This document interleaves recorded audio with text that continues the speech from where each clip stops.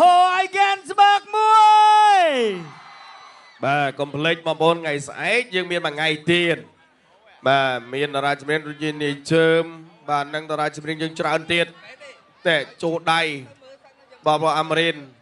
ក៏អបទូរម៉ាត់ព្យាយាមដេញវាយពោះកន្លែងនេះចូលខាងលើវាយឆ្វេងថែមស្ដាំរបស់អបទូរម៉ាត់ឆ្វេងរបស់អបទូរម៉ាត់វាយស្ដាំមួយទៀតបាទវាយស្ដាំសងវិញរបស់អាមរិនវាយស្ដាំទៀតផុតចាប់មកចាក់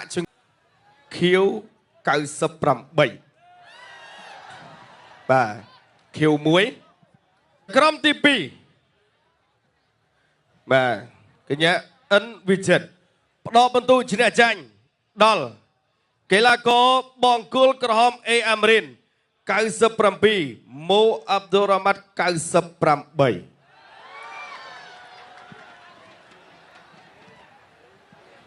ចៅក្រុមទី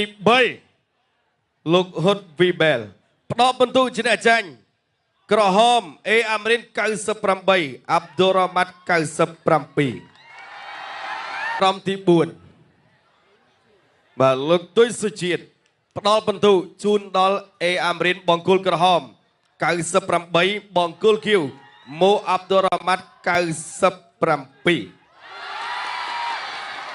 បាទអសមួយបងប្អូនបាទលេខស្លឹកចុងក្រោយនេះបាទខ្ញុំមើលម្ដងទៀតសិនចៅក្រមទី5ផ្ដល់បន្ទូឈ្នះចាញ់ដល់កីឡាករបង្គោលក្រហមកៅប្រមាណបងប្អូន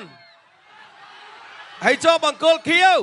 លោកលាក់ពុទ្ធិសិទ្ធជាអ្នកសម្រេចចុងក្រោយផ្ដល់បន្ទូដល់កីឡាករបង្គោលក្រហម90